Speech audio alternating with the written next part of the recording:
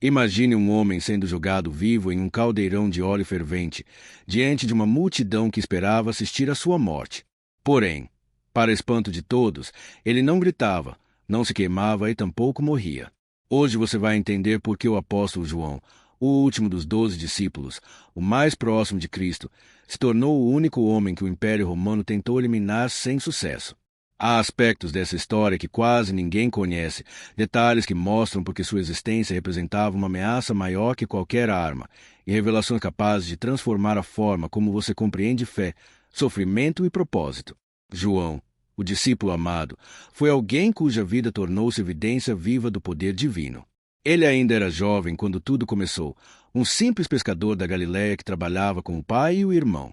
Embora exercesse um ofício comum, o Evangelho de Marcos, capítulo 1, verso 20 indica que a família tinha empregados, demonstrando certa estrutura. Nada disso, porém, explicava a força e intensidade que João carregava desde cedo. Quando Jesus o chamou, esse fogo interior não foi apagado, mas redirecionado.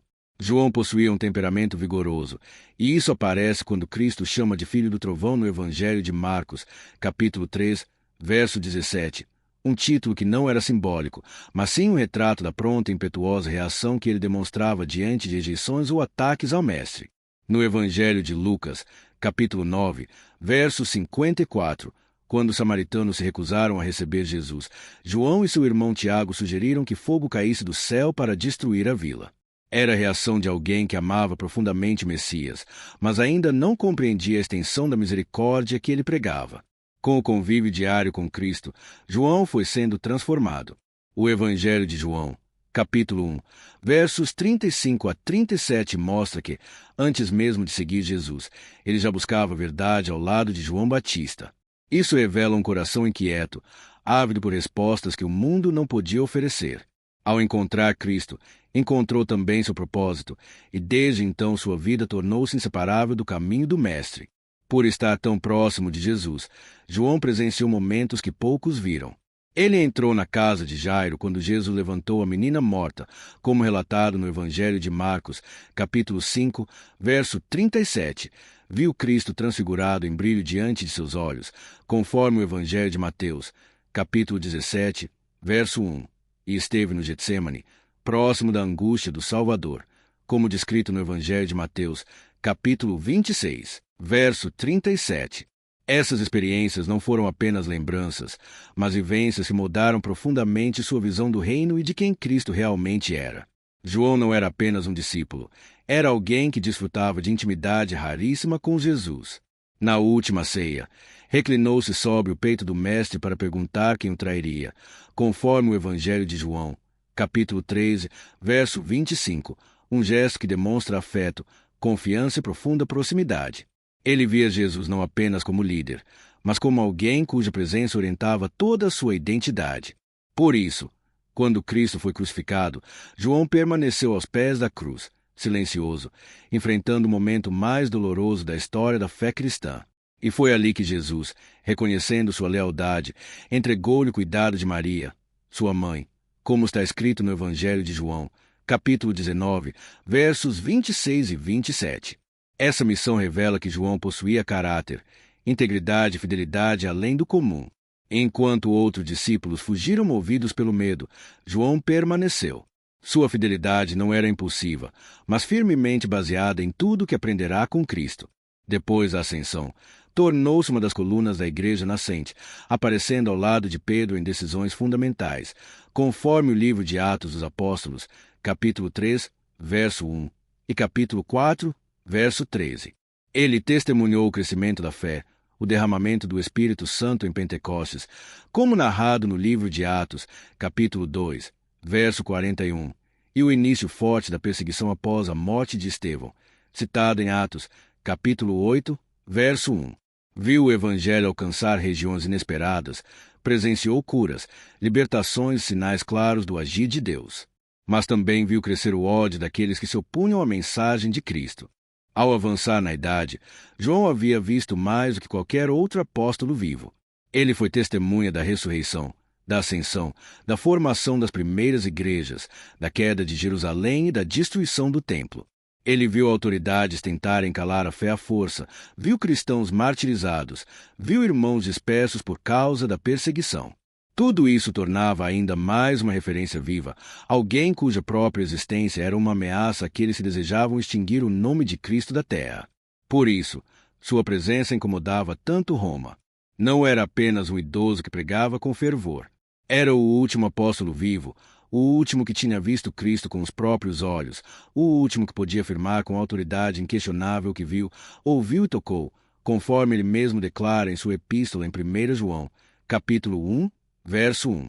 Esse fato o tornava insubstituível, uma testemunha que nenhum decreto poderia corromper ou fazer desaparecer. Roma temia João porque sua vida carregava a marca da verdade. Onde quer que ele falasse, pessoas se convertiam. Onde quer que pregasse, a fé crescia. Sua simples presença era suficiente para fortalecer congregações inteiras. E isso se tornou intolerável para aqueles que desejavam controlar a religião, a política e o futuro espiritual do império. O caminho que levou João desde as margens do mar da Galileia até esse ponto da história não foi acaso, foi propósito.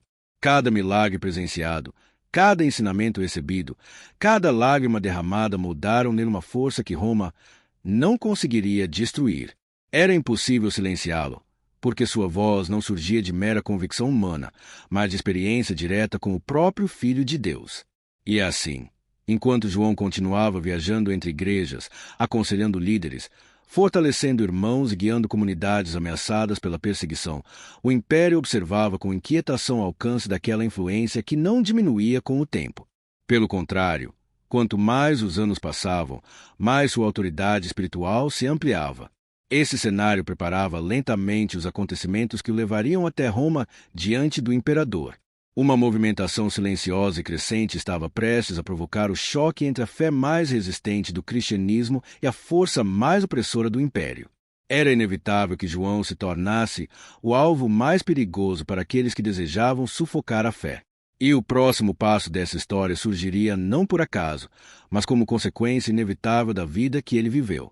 Quando a perseguição se intensificou, os olhos de Roma se voltaram diretamente para ele, e um novo imperador emergia decidido a destruir aquilo que considerava uma ameaça incontrolável, um governante profundamente hostil à fé cristã. A presença contínua de João entre as igrejas chamava atenção em todos os cantos do império. E enquanto o povo encontrava consolo em suas palavras, Roma observava com irritação cada passo dado pelo último dos apóstolos. Essa inquietação aumentou ainda mais quando um novo governante assumiu o trono. Alguém cuja ambição ultrapassava a esfera política e avançava para o campo espiritual, exigindo algo que nenhum cristão poderia conceder. Domiciano não se contentava com poder militar ou domínio territorial. Ele exigia ser tratado como divino. Sua ascensão inaugurou uma fase de tensão que se espalhou por todo o império. E João, já idoso, viu-se novamente no centro de um confronto entre fé e autoridade. Domiciano instituiu oficialmente o culto à própria pessoa, esperando que cidadãos de todas as províncias se curvassem diante dele como se fosse um deus. Era uma exigência direta e rígida, e quem se negasse a obedecer era rotulado como inimigo do Estado. Essa postura atingiu duramente os cristãos, que não poderiam, sob nenhum pretexto, atribuir glória que pertence somente ao Senhor. As palavras registradas no livro de Deuteronômio, capítulo 6, verso 3 reforçavam esse princípio ao declarar que apenas Deus deve ser adorado. Isso colocou a fé cristã em choque com o imperador, e esse conflito tornou-se inevitável. A perseguição começou a aumentar. Não era apenas um movimento político, mas um ataque direto à fé que crescia por toda parte. Cristãos eram denunciados, levados diante das autoridades e condenados por se recusarem a oferecer incenso ao imperador. Tudo isso chegava aos ouvidos de João, que permanecia firme, instruindo, encorajando e fortalecendo comunidades inteiras que viviam sob constante ameaça. Em suas cartas, ele instruía a permanecerem vigilantes e fiéis, como disse em 1 João, capítulo 5, verso 5, afirmando que somente aquele que crê que Jesus é o Filho de Deus vence o mundo. Essa mensagem confrontava diretamente o sistema que tentava substituir Cristo pela figura de um homem. Domiciano se incomodava especialmente com figuras de grande influência, e João estava no topo dessa lista. Sendo o último apóstolo vivo, sua palavra carregava uma autoridade que nenhum governante conseguia abafar. Onde ele chegava, vidas eram transformadas e a fé ganhava força. Era justamente isso que Roma temia, pois enquanto João continuasse ensinando, milhares continuariam resistindo. Sua voz se tornava cada vez mais importante e sua presença fortalecia igrejas que enfrentavam perseguição cada vez mais severa. A figura de João era associada não apenas à sua posição de apóstolo, mas ao fato de ter convivido pessoalmente com Cristo. Ele não pregava por ouvir dizer, pregava porque viu e testemunhou. Esse tipo de autoridade espiritual, Roma não conseguia reproduzir. E para um imperador que desejava ser adorado como divino, a existência de alguém que apontava para o Deus verdadeiro era intolerável. João representava o oposto exato daquilo que Domiciano queria estabelecer, e isso fez dele um alvo inevitável.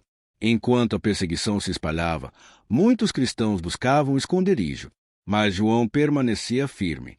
Ele sabia que sua missão não havia terminado. No livro de Atos, capítulo 2, verso 41, quando milhares foram acrescentados à fé, João entendeu que o evangelho não poderia ser restringido pelo medo. Ele ensinou isso aos irmãos e continuou, vivendo conforme esse princípio, mesmo sabendo que sua posição chamava a atenção do império. As igrejas da região da Ásia Menor, especialmente em Éfeso, contavam com sua presença constante. Ele fortalecia os líderes locais, corrigia heresias, confrontava enganos e levantava comunidades inteiras com seu testemunho. Isso tornava a situação ainda mais preocupante para Roma, pois a influência de João não diminuía com a idade avançada. Pelo contrário, parecia crescer justamente nos tempos mais difíceis. Domiciano passou a monitorar mais de perto todos os que tinham influência espiritual. Relatórios eram enviados informando sobre líderes cristãos que se recusavam a participar do culto imperial. E entre todos os nomes mencionados, um sempre se destacava. João era constantemente citado como alguém que movia multidões, que ensinava com autoridade e que não demonstrava temor diante do avanço da perseguição. A atenção aumentava à medida que relatos sobre a fidelidade dos cristãos chegavam aos ouvidos do imperador. Eles não se curvavam, não ofereciam incenso, não chamavam Domiciano de senhor. Isso irritava profundamente o governante, pois ameaçava a unidade política que ele tentava impor. Qualquer recusa era tratada como rebelião. João, ao encorajar os cristãos a permanecerem fiéis a Deus, tornava-se uma ameaça direta à autoridade do imperador. A fé continuava a se espalhar. O evangelho atravessava fronteiras, alcançava lares e transformava cidades. Roma não conseguia conter o avanço dessa mensagem. Quanto mais perseguia, mais ela crescia. E na mente de Domiciano havia apenas uma solução: silenciar aquele que era considerado a maior testemunha viva da fé cristã. João não ignorava que esse confronto se aproximava. Ele conhecia as Escrituras, sabia que o mundo sempre se oporia à verdade. No Evangelho de João, capítulo 15, verso 19, o próprio Cristo afirmou que o mundo odiaria aqueles que lhe pertencem. Essas palavras prepararam João para o que viria, e ele continuava a caminhar com firmeza, consciente de que sua vida estava nas mãos de Deus. As autoridades romanas passaram a investigar sua rotina, seus deslocamentos e suas reuniões. Informantes eram enviados para observar suas atividades e relatar tudo ao imperador. A presença de João se tornava cada vez mais incômoda. Ele não incentivava a rebelião política, mas sua fidelidade inabalável ameaçava a estrutura religiosa e ideológica que Domiciano tentava impor. A decisão foi tomada com base nisso. Para deter o avanço da fé, era necessário atingir sua fonte mais poderosa entre os vivos. Não bastava dispersar comunidades, não bastava intimidar cristãos. Era preciso eliminar aquele que sustentava convicções com testemunho ocular. E assim o império decidiu convocar João para Roma, não como convidado, mas como réu. O julgamento seria o meio de expor o apóstolo diante da população, apresentando como alguém que violava as leis do culto imperial. Era uma estratégia pensada para desacreditar sua figura pública antes da execução, esperando que isso diminuísse o impacto de sua morte. A viagem para Roma marcaria o início da parte mais intensa de sua jornada. O caminho seria longo, tenso e carregado de incertezas. Mas João seguia consciente de que nada o separaria do propósito que Deus havia determinado para sua vida. Sua confiança estava firmada no que escreveu um dia em 1 João, capítulo 4, Verso 4, declarando que maior é aquele que está em nós do que aquele que está no mundo. Enquanto o império acreditava estar no controle, uma realidade maior estava sendo preparada. Roma via João como ameaça, mas Deus via João como instrumento para algo que ninguém imaginava. A ida para Roma não seria o fim de sua influência, mas o início de acontecimentos que marcariam profundamente o cristianismo. E assim, quando o chamado para se apresentar diante das autoridades finalmente chegou, João não hesitou. Sua fidelidade ao Evangelho o conduziu até aquele momento. O julgamento estava prestes a ocorrer, e com ele a armadilha que definiria o próximo capítulo de sua história começava a tomar forma, preparando o caminho para o encontro decisivo entre o último apóstolo vivo e o poder absoluto do império, o julgamento secreto. João seguia para Roma porque sua fidelidade incomodava aqueles que tentavam controlar a fé e sufocar o nome de Cristo. A convocação para comparecer diante das autoridades não era um ato isolado. Era a preparação para um julgamento cujo resultado já estava decidido antes mesmo de ele chegar. À medida que avançava pela estrada do império, crescia a certeza de que Domiciano não queria ouvi-lo, queria apagá-lo. Esse era o plano, eliminar a última testemunha viva daquele que transformou o mundo. O caminho até Roma apenas confirmava que esse confronto seria inevitável. Quando chegou à cidade, João foi imediatamente levado para um ambiente isolado, um lugar controlado por oficiais responsáveis por julgamentos de caráter religioso e político. Ele não teve tempo para descanso ou preparação, porque o propósito não era oferecer justiça, mas acelerar um veredito conveniente ao imperador. A presença de João ali despertava olhares de curiosidade, desprezo e inquietação. Alguns sabiam quem ele era, outros apenas tinham ouvido falar do grupo que seguia o Nazareno. Mas todos percebiam que aquele homem carregava algo diferente. As acusações já estavam prontas.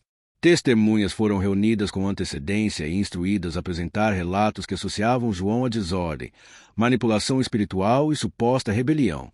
Alegavam que ele incitava o povo contra o culto ao imperador, que ameaçava a unidade do império e que introduzia ensinamentos que contrariavam as tradições romanas. Essas acusações eram esperadas, pois a mesma estratégia havia sido usada contra muitos cristãos. No livro de Atos, capítulo 6, verso 13, falsos testemunhos foram apresentados contra Estevão, e agora tentavam repetir o mesmo padrão contra João. Durante o julgamento, os governantes não queriam discutir doutrina, nem examinar a verdade. Queriam apenas confirmar o que já estava decidido. Quando João foi chamado a responder, suas palavras não buscavam defesa humana, mas permaneciam fundamentadas na fidelidade a Cristo. Ele não atacou Roma, não se exaltou com discursos inflamados, apenas afirmou o que sempre pregou, conforme registrado em 1 João, capítulo 1, verso 3, ensinando que viu e ouviu do Senhor. Essa sinceridade apenas aumentava o incômodo dos líderes, pois não havia contradição nem hesitação. Era justamente essa firmeza que Roma temia. A cada testemunha levantada, ficava evidente que o julgamento era apenas um ritual para validar uma sentença. Nenhum relato apresentado possuía consistência e muitos se contradiziam em detalhes simples. Mesmo assim, as autoridades fingiam não perceber. O objetivo era criar uma narrativa que justificasse a condenação. João continuava em silêncio na maior parte do tempo, observando cada fala com serenidade, sabendo que sua vida não estava nas mãos daqueles homens, mas nas mãos de Deus. Os governantes tentaram intimidá-lo, fazendo perguntas provocativas, buscando alguma resposta que pudesse incriminá-lo de forma clara. Porém, João permanecia firme. Ele não negaria o que Cristo lhe ensinou. Ele não declararia lealdade ao imperador como divino. Para os cristãos, como está escrito em Deuteronômio, capítulo 6, verso 14, adorar qualquer outro além de Deus era violar a própria essência da fé. João sabia disso e não cederia nem mesmo diante da ameaça de morte. O julgamento prosseguia enquanto Domiciano aguardava o veredito, certo de que receberia exatamente o que desejava. Os oficiais fizeram longos discursos sobre ordem pública, estabilidade do império e a necessidade de eliminar qualquer ameaça à autoridade imperial. João observava tudo com atenção, percebendo que aquelas palavras não tinham fundamento verdadeiro, mas estavam revestidas de manipulação política. Ele já havia visto lideranças corruptas agirem assim no passado e agora assistia ao mesmo padrão se repetir em escala ainda maior. À medida que o julgamento avançava, a atitude das autoridades deixava claro que não queriam apenas condenar João, queriam destruir sua credibilidade. Desejavam enfraquecer seu testemunho para que sua morte não produzisse ainda mais força entre os cristãos. Era o mesmo tipo de estratégia descrita no livro de Atos, capítulo 4, verso 18, quando tentaram impedir os apóstolos de falar no nome de Jesus para controlar o impacto da mensagem. Agora, diante do último apóstolo vivo, Roma tentava repetir esse mesmo método. João foi pressionado a renegar sua fé, mas não o fez. Foi incentivado a reconhecer o imperador como Senhor, mas também não o fez. E essa recusa não era movida por rebeldia pessoal, mas por convicção espiritual. Ele sabia que Cristo é o único digno de adoração. Conforme a carta aos Filipenses, capítulo 2, verso 11, declara que toda língua confessará que Jesus Cristo é Senhor. Essa verdade sustentava sua postura naquele tribunal. As autoridades perceberam que nenhum argumento enfraqueceria sua fé. Isso aumentou ainda mais a irritação dos líderes religiosos e políticos envolvidos no julgamento. Eles esperavam medo, hesitação, negociação, mas encontraram firmeza, serenidade e convicção. João não respondia com provocação, mas com clareza. Não apresentava justificativas extensas, apenas reafirmava o Evangelho. Essa postura, longe de diminuí-lo, fortalecia ainda mais sua imagem diante daqueles que observavam. O julgamento continuou até que finalmente as autoridades proclamaram a sentença. João foi declarado culpado de rejeitar o culto imperial e de disseminar uma fé que ameaçava a estrutura política do império. Não houve surpresa. Ele sabia que esse momento viria. Os presentes murmuravam entre si, alguns com raiva, outros com inquietação, pois era evidente que aquele homem não representava ameaça física, mas sua palavra incomodava o governo mais do que qualquer arma. A sentença de morte foi oficializada e anunciada entre os oficiais. João seria executado de forma pública para servir como exemplo para todos os cristãos que resistiam ao culto imperial. Era isso que Roma desejava: silenciar sua voz, apagar seu testemunho e usar seu fim como advertência. Mas o que o império planejou como derrota se tornaria um dos episódios mais marcantes da história cristã. A decisão era definitiva. Não havia recurso, não havia possibilidade de reversão. O julgamento terminou com João sendo escoltado para fora da sala e conduzido aos locais, onde os preparativos para sua execução seriam definidos. O império acreditava que o caso estava encerrado. Domiciano receberia a confirmação de que a ameaça havia sido neutralizada, mas João não temia o que viria. Na segunda carta de Timóteo, capítulo 1, verso 12, Paulo declarou confiar naquele que é poderoso para guardar o que lhe foi confiado. Essa mesma confiança preenchia o coração de João. Agora, com a sentença definida, restava apenas aguardar o momento em que Roma colocaria seu plano em ação. E esse plano envolvia um método cruel, projetado para eliminar qualquer dúvida sobre a força do império. A execução não seria silenciosa, não seria discreta, não seria oculta. Eles queriam o espetáculo, queriam que o povo visse. Queriam que todos entendessem a consequência de resistir à ordem imperial. E assim, enquanto João era conduzido para os preparativos da sentença, o local escolhido para sua execução começava a ser organizado. O império acreditava que tinha o controle final do destino daquele homem, mas o que estava prestes a acontecer fugiria de qualquer expectativa humana, conduzindo diretamente aos acontecimentos que seriam revelados. O dia em que o Coliseu parou, João e o caldeirão de óleo fervente. A sentença estava definida e João foi conduzido pelos oficiais romanos como alguém cujo destino já estava selado. Não havia dúvidas entre aqueles que o escutavam de que o império faria de. Muitos fugiram apavorados, temendo a ira de um Deus se podia salvar um homem da morte mais cruel preparada pelo império. A comoção se espalhou rapidamente por todo o Coliseu. Aqueles que zombavam agora estavam em silêncio. Aqueles que duvidavam agora tremiam. Nenhum deles conseguiu ignorar o que seus próprios olhos testemunharam. Os oficiais, confusos, tentavam reorganizar a cena, mas não havia mais controle possível. A execução havia falhado diante de milhares de testemunhas. A autoridade imperial havia sido desafiada não por palavras de rebelião, mas por um milagre que nenhum decreto poderia apagar. João estava vivo, e mais do que isso, estava ileso, uma afronta direta ao poder de Roma. A lembrança do que aconteceu com os jovens hebreus no livro de Daniel, capítulo 3, verso 27, era inevitável. Assim como eles foram preservados na fornalha ardente, João foi preservado no óleo fervente. Nada semelhante havia sido visto antes no império. Esse milagre não apenas salvou sua vida, mas expôs a fraqueza dos planos humanos diante da vontade de Deus. O imperador Domiciano, tomado por espanto e temor, não conseguiu manter o controle da situação. Seu plano de transformar a morte do apóstolo em um espetáculo público se voltou contra ele. Em vez de enfraquecer a fé cristã, acabou fortalecendo-a. Em vez de eliminar o testemunho de João, multiplicou sua influência. Incapaz de explicar o ocorrido e temendo uma revolta espiritual entre o povo, Domiciano deu uma nova ordem. João não seria mais executado. Não porque o imperador tivesse misericórdia, mas porque não podia permitir que aquele milagre continuasse ecoando em Roma. A presença do apóstolo se tornará uma ameaça ainda maior após o fracasso da execução. O imperador decidiu então tomar a única medida que lhe parecia possível para tentar silenciar João, sem causar mais comoção. Ele ordenou que o apóstolo fosse retirado de Roma imediatamente. Exilado, isolado, longe da multidão que testemunhara seu livramento sobrenatural. Esse novo decreto se alinhava de forma perfeita ao propósito de Deus. O destino de João não seria a morte no Coliseu. Seria um exílio.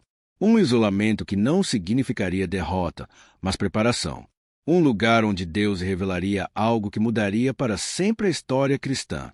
O imperador acreditava estar controlando o futuro ao banir João, mas na verdade estava conduzindo o apóstolo exatamente ao cenário escolhido pelo próprio Deus. O cenário onde revelações seriam escritas, onde visões seriam recebidas, onde o céu se abriria. O destino de João agora tinha um nome, a ilha de Patmos. Sua confiança não estava na embarcação, estava no Deus que conduzia sua vida desde o primeiro encontro com Cristo. Enquanto o barco se afastava do porto, deixando para trás as muralhas de Roma, João sabia que estava sendo levado não ao fim, mas ao início de algo grandioso. A travessia seguia lenta, o mar balançava a embarcação, e os ventos frios atingiam aqueles que estavam expostos no convés. Muitos reclamavam, outros murmuravam, mas João permanecia firme, com o olhar voltado para o horizonte. Ele sabia que o Senhor estava com ele em cada passo. O mar parecia querer testar os limites da embarcação, mas nada podia impedir o propósito divino. João lembrava-se do que o próprio Cristo havia dito certa vez, que estaria com seus discípulos todos os dias, até a consumação de todas as coisas. Essa promessa bastava. Quando finalmente avistaram Patmos, o cenário era desolador. Uma ilha árida, pedregosa, isolada, usada como depósito humano para aqueles que Roma não queria perto das cidades. Não havia beleza aparente, não havia conforto, apenas solidão, trabalho forçado e vigilância severa. Era um lugar onde se esperava que homens perdessem a esperança, definhassem e morressem lentamente. Mas João não era um homem comum. Os soldados desembarcaram os prisioneiros e os conduziram para registros básicos. João, embora idoso, não recebeu tratamento especial. Aos olhos do império, era apenas mais um condenado. Contudo, aos olhos de Deus, era o instrumento escolhido para receber revelações que mudariam o curso espiritual da humanidade. A rotina em Patmos era dura. Os prisioneiros trabalhavam sob o sol ardente, quebrando pedras, transportando cargas pesadas e obedecendo a ordens ríspidas dos soldados. Muitos não suportavam. Outros sucumbiam à exaustão. João, apesar da idade avançada, cumpria o que lhe era imposto com dignidade e silêncio. Sempre oração. Sempre conectado ao Deus se preservar até ali. Mas algo estava prestes a acontecer. No meio daquele isolamento, naquela ilha que Roma considerava insignificante, Deus estava preparando o maior ato de sua jornada. O império acreditava que tinha silenciado o último apóstolo vivo. Acreditava que havia encerrado sua influência. Acreditava que, naquela ilha rochosa, João seria apagado da história. Mas foi ali, naquele lugar onde ninguém esperava, que o céu se abriria. Foi ali que o Senhor revelaria visões poderosas, mensagens profundas, mistérios sobre o futuro e sobre a vitória final de Cristo sobre todo o domínio maligno. Foi ali que João ouviria a voz que é como muitas águas. Foi ali que ele veria o Cordeiro exaltado, o trono celestial, os selos sendo abertos, as trombetas soando e o triunfo definitivo do reino de Deus.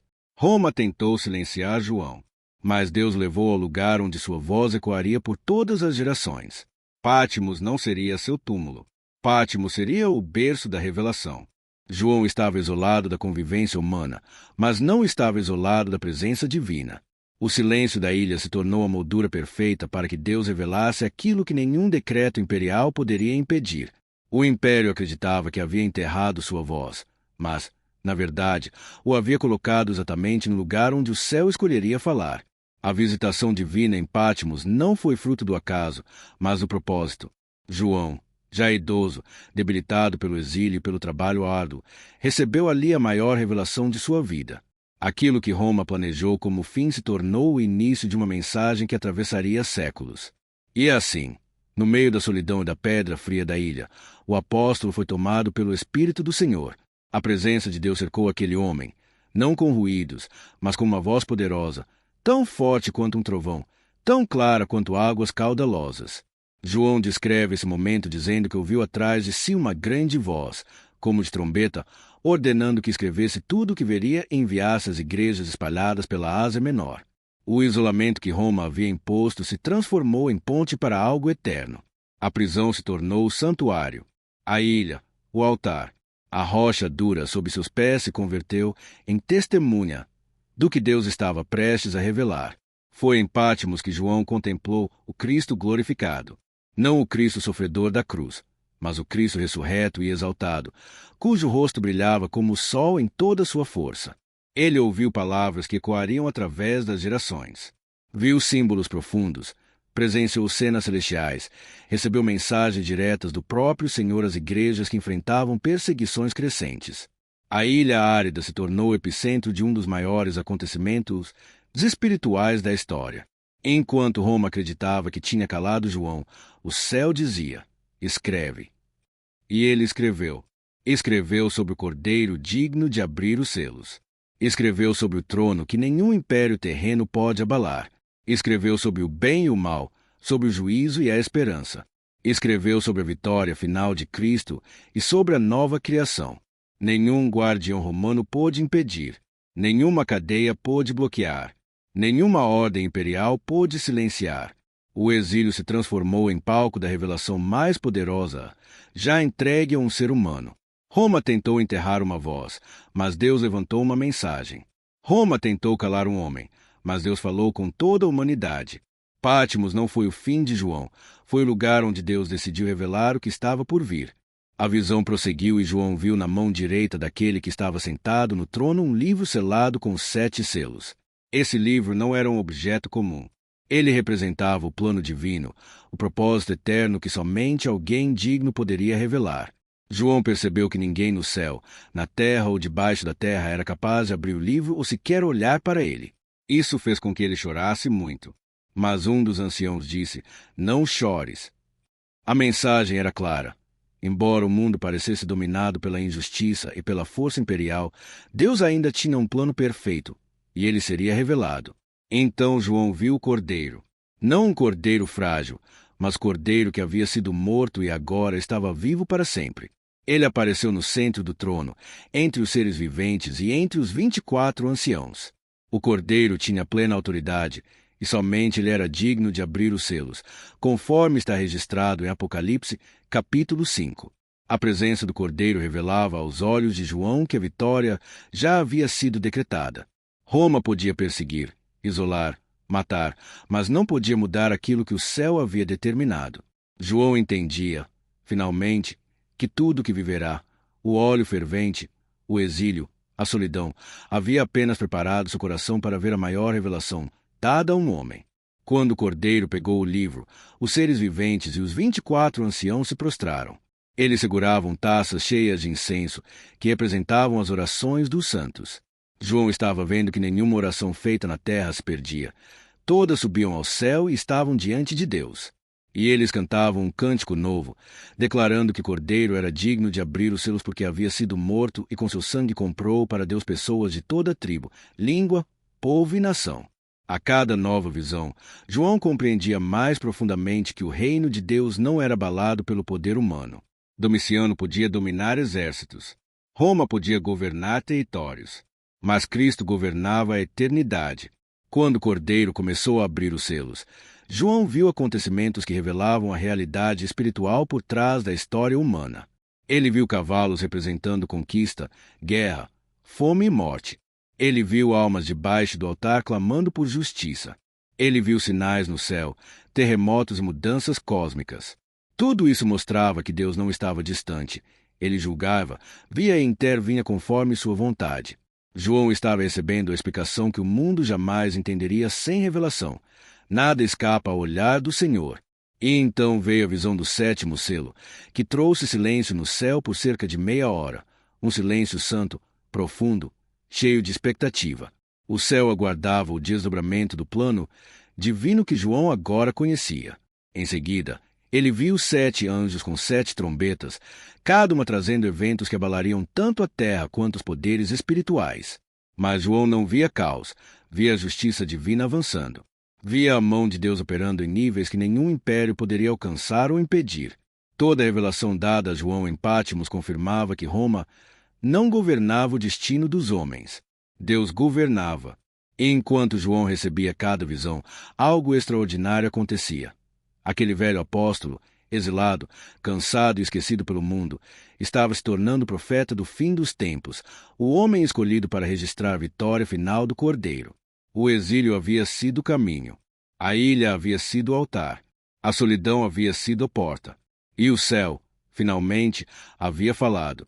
Um livro estava selado, conforme descrito em Apocalipse, capítulo 5, verso 1. Ninguém conseguia abri-lo ou sequer contemplá-lo. João chorou diante dessa impossibilidade, mas um dos anciãos o tranquilizou. Não havia motivo para desespero. O leão da tribo de Judá, a raiz de Davi, havia vencido e era digno de abrir o livro. Então João viu o Cordeiro como alguém que havia sido morto, uma representação clara de Cristo ressuscitado, o único capaz de abrir os selos e revelar os acontecimentos que estavam por vir. Essa revelação mostrava a João que Cristo não apenas vencera a morte, mas possuía autoridade para conduzir toda a história até o seu desfecho. Nada escaparia ao seu controle. O Cordeiro recebeu honra, glória e poder, conforme Apocalipse, capítulo 5, verso 12. Isso reafirmava para João e para as igrejas que enfrentavam perseguição que Cristo reinava soberano. O Império Romano podia tentar gerar medo, mas não podia alterar aquilo que Deus já havia determinado. A profundidade dessa visão transformava a compreensão espiritual de João. Ele não apenas ouvia mensagens, mas contemplava realidades celestiais. Cada detalhe revelava o governo de Deus sobre todas as coisas, o futuro das igrejas, o avanço do mal, o juízo divino e a vitória final do Cordeiro. João, considerado perigoso pelo Império, agora recebia de Deus o privilégio de registrar revelações que se tornariam referência para todos os cristãos, de geração em geração. As visões prosseguiam. João viu os selos sendo rompidos, as trombetas soando, as taças sendo derramadas, a vitória definitiva do Cordeiro sobre todo o sistema contrário a Deus. Ele presenciou o juízo final, a queda da Babilônia espiritual, a destruição das forças malignas e o surgimento de novos céus e nova terra. Tudo isso fazia parte do plano que Deus decidiu revelar a ele em Patmos. O exílio, antes considerado punição, tornou-se plataforma de revelação. João entendia que estava registrando algo destinado a fortalecer cristãos de todas as épocas. Ele escrevia com precisão, sabendo que aquilo não vinha de sua mente, mas do próprio Espírito. Enquanto recebia essas visões, o impacto do que Deus mostrava indicava algo ainda maior. O exílio não seria o fim. João retornaria a Éfeso, continuando a ser instrumento de Deus, o retorno aparentemente impossível, o testemunho de um homem que resistiu à morte e à perseguição. O tempo passado na ilha cumprirá seu propósito. João não sabia quando deixaria Patmos, mas confiava que o Senhor determinava o tempo de todas as coisas, conforme está escrito em Eclesiastes, capítulo 3, verso 1. Quando Roma mudou de direção política, com a morte de Domiciano, o destino de João começou a se transformar. Seu sucessor, Nerva, revogou diversos decretos cruéis do governo anterior, incluindo a libertação de pessoas injustamente condenadas. Nesse contexto, o nome de João reapareceu nos registros judiciais. Ele já estava há longo período na ilha, enfrentando desgaste físico e solidão, mas sua fé permanecia firme. A ordem de soltura chegou e João recebeu permissão para deixar o exílio. Os guardas não demonstraram emoção ao transmitir a notícia. Para eles, João era apenas mais um prisioneiro liberado. Contudo, para as igrejas da Ásia Menor, seu retorno significava restauração. O apóstolo começou a preparar-se para partir, organizando suas poucas posses. Ele não levava riquezas, apenas os registros das revelações que Deus havia concedido. Tudo o que carregava tinha valor eterno. A viagem de retorno foi menos árdua que a ida, não por melhores condições, mas porque seu espírito carregava a certeza de que Deus o conduzia para cumprir a continuação de sua missão. Conforme Isaías, capítulo 46, verso 4, Deus promete sustentar seus servos até a velhice. João experimentava essa promessa na prática. Sua idade avançada não impedia que se movesse com firmeza, pois sua confiança não dependia da força física, mas da presença constante do Senhor. Ao chegar em Éfeso, João foi recebido por cristãos que aguardavam sua volta com expectativa. Muitos não acreditavam que sobreviveria ao exílio, e outros duvidavam de que seria possível vê-lo novamente. A imagem de João retornando vivo, mesmo após o caldeirão e Patmos, espalhou-se rapidamente entre os irmãos. Era como se a própria fé se renovasse ao ver o último. O apóstolo continuasse vivo, caminhando pelas ruas mais uma vez. João, embora debilitado fisicamente, irradiava uma autoridade espiritual ainda maior. Sua simples presença confortava as igrejas e encorajava líderes, jovens e famílias que enfrentavam perseguições e dificuldades. Seu testemunho atravessava gerações. Ali estava ele, firme, vivo e útil, mesmo depois de ter enfrentado o que muitos considerariam um fim inevitável. Ele passou a ensinar com intensidade renovada. Não buscava aplausos, mas fidelidade. Relembrava constantemente tudo o que ouvirá de Cristo. Em 1 João, capítulo 2, verso 24, exortava os cristãos a permanecer naquilo que ouviram desde o princípio. Essa mensagem era repetida com convicção. João havia visto o poder de Deus em ação, não apenas nos milagres do passado, mas também na preservação de sua própria vida. Com a saúde fragilizada pela idade, João não se movia rapidamente. Muitas vezes era carregado por discípulos mais jovens durante os encontros. Alguns relatos afirmam que, ao ser colocado diante dos irmãos, repetia sempre a mesma frase: Filhinhos, amai-vos uns aos outros, baseada em João, capítulo 13, verso 34. Essa mensagem resumia tudo o que ele aprenderá diretamente com Cristo. Ele sabia que o amor era a base para resistir às perseguições, se manter a unidade entre os irmãos. Essa repetição não era sinal de limitação, mas de clareza. João compreendia que, depois de tudo que havia visto, desde os primeiros dias com Jesus até as visões em Patmos, a essência da fé permanecia inalterada. Ele presenciou curas, milagres, mortes e ressurreições. Enfrentou perseguições, exílio e tentativas de execução. Nada disso diminuiu sua convicção. Ao contrário, fortaleceu a certeza de que o amor de Cristo sustentava tudo. Entre as igrejas, João tornou-se um símbolo vivo de perseverança. Pastores buscavam seus conselhos, jovens desejavam ouvir suas lembranças dos dias em que Cristo caminhou entre os discípulos. Ele respondia não com orgulho do passado, mas com firmeza. Em 1 João, capítulo 4, verso 4, afirmava que maior é aquele que está em nós do que aquele que está no mundo. Essa verdade era reforçada repetidamente. João queria que todos entendessem que, independentemente de quem governasse Roma, Deus continuava soberano.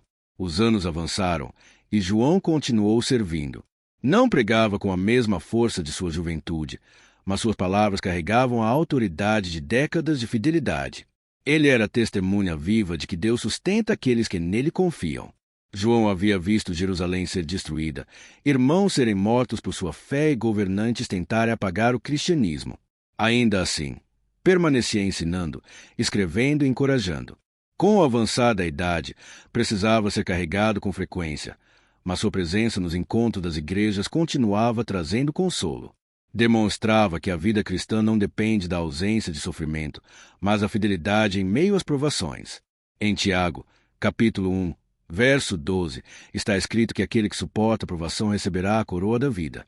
João era a prova viva dessa promessa, vivendo anos além do que muitos esperavam. A cada encontro, sua voz se tornava mais suave, mas suas palavras permaneciam firmes. Os cristãos que o viam lembravam que Deus ainda age nos detalhes. Aquele homem havia sido lançado no óleo fervente, deixado para morrer em uma ilha-prisão e enfrentado julgamentos injustos, e ainda assim continuava testemunhando o Evangelho. João era a lembrança viva de que Deus preserva aqueles que têm uma missão a cumprir. Com o tempo, João percebeu que sua vida se aproximava do fim. Ele não temia a morte, pois sabia que iria ao encontro de Cristo, a quem seguirá desde a juventude. Antes de partir, deixou registrado tudo que Deus lhe revelara. Seu Evangelho, suas epístolas e o Apocalipse permaneceriam para instruir cristãos de todas as gerações. Sua presença entre os irmãos fortalecia a fé da Igreja. João não viveu uma vida sem dificuldades, mas sustentada por Deus. Seu testemunho provava que a fidelidade divina jamais falha. Enquanto seu corpo se enfraquecia, sua autoridade espiritual crescia. O tempo de João na terra caminhava para a conclusão, mas a pergunta que permanecia entre os cristãos ecoa até hoje. Por que Deus preservou João por tanto tempo? Porque permitiu que ele. Como a fé deve ser vivida na prática? João mostrou que a verdadeira autoridade não vem de títulos, força ou sobrevivência física, mas a fidelidade a Deus e do amor que se manifesta no cuidado pelos outros.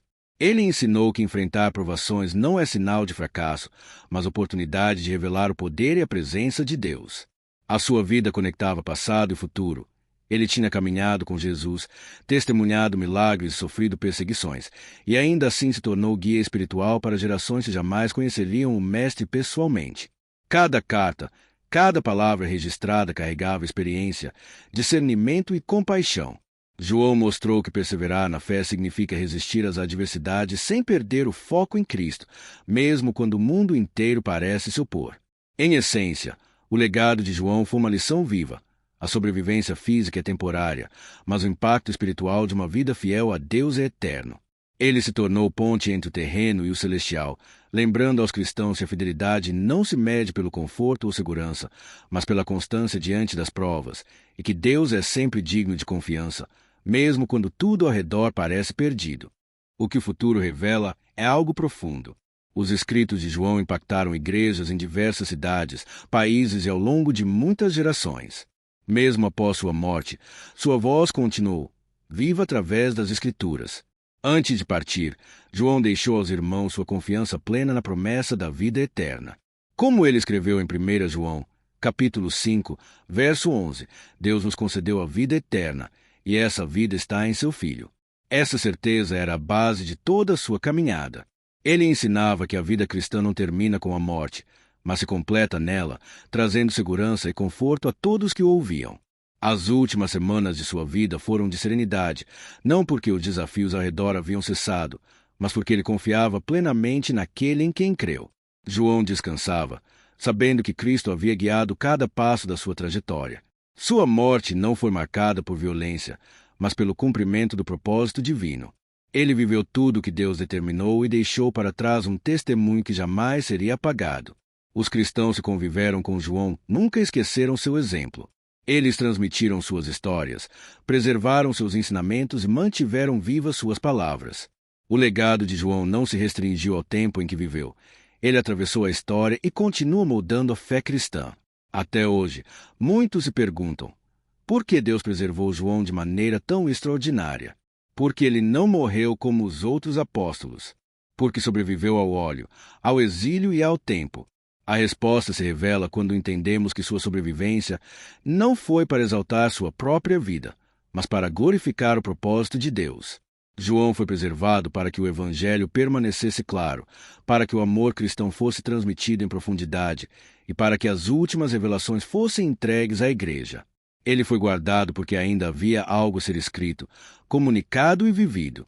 Se João sobreviveu ao impossível, não foi pela sua força, mas pelo poder daquele que o chamou. E esse mesmo Deus continua chamando pessoas hoje, convidando-as a deixar o passado, renovar a fé e seguir adiante com coragem. Essa verdade nos leva à reflexão. Cada conquista e cada livramento revelam a oportunidade de se aproximar daquele que transforma a vida por completo. A história de João não termina no exílio, nem no caldeirão, nem nas perseguições, porque nunca foi uma história sobre a força de um homem, mas sobre a fidelidade de Cristo. Cada detalhe de sua vida aponta para algo maior. Ninguém permanece firme por si mesmo, mas porque Cristo sustenta. João sobreviveu ao óleo fervente porque Cristo o guardou. Resistiu ao império porque Cristo o fortaleceu. Permaneceu até a velhice porque Cristo ainda tinha algo a revelar através dele. A vida desse apóstolo confirma que nada, absolutamente nada, pode impedir o propósito de Deus naqueles que lhe pertencem. Quando Roma tentou silenciá-lo, Cristo abriu o céu em Patmos. Quando tentaram destruir sua história, Cristo tornou testemunha viva da esperança. E quando sua voz parecia se apagar, Cristo transformou seu testemunho em uma mensagem eterna para todas as gerações. Ao refletirmos sobre sua trajetória, há um ponto central que conecta tudo. Cristo é aquele que sustenta, que liberta, que transforma, que chama e que restaura. João viveu essa realidade a cada passo, e a mesma graça que o alcançou continua disponível hoje. Sua vida nos ensina que não importa onde alguém esteja, nem a intensidade da dor, da culpa ou do afastamento, Cristo sempre chama de volta. Ele preservou João para que a mensagem chegasse até nós. E agora, essa mesma mensagem nos convida a retornar ao lugar onde tudo encontra sentido, a presença do Salvador. Se você ouviu isso e sente algo despertando dentro do seu coração, saiba que esse mover não vem de palavras humanas, mas o próprio Espírito que chama para perto. Se você se afastou, se cansou ou se perdeu, Cristo continua com os braços abertos. E se você nunca deu esse passo, hoje é a hora. Faça seu compromisso agora, com o coração sincero, alinhado ao que ouviu hoje.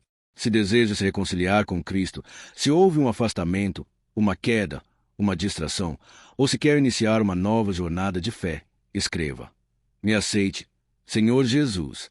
O Senhor é meu único e suficiente Senhor e Salvador da minha vida. E se você já entregou sua vida a Cristo, deixe um comentário com um simples Amém, para que esta mensagem continue alcançando e transformando vidas, assim como transformou a de João.